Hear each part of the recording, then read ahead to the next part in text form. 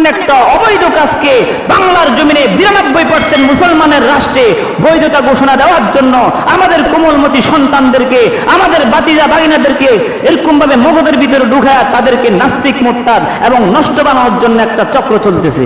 আপনারা অবগত আছেন? আপনার কি মনে চায় না আপনার এই কলিজার টুকরার সন্তানটাকে কি শিক্ষা দেওয়া হচ্ছে? এটা কেমন শিক্ষা? আপনার সন্তান ছেলে হয়ে আপনার সন্তান যদি এই কথা বলে যে আব্বু আমি তো মনে মনে মেয়ে হয়ে গেছি, আপনার কাছে কেমন লাগবে?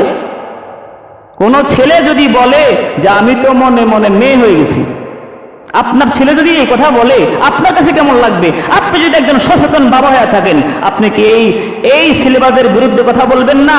যে 92% মুসলমানের রাষ্ট্রে এটা কেমন সিলেবাস হতে পারে যে সেখানে শরীফ শরীফের গল্প পড়বে আর ছেলে না দাবি করে বলে যে আমি মনে মনে মেয়ে হয়ে গেলে? মনে মনে হইলে কি হওয়া যায় বলেন? আল্লাহ পাক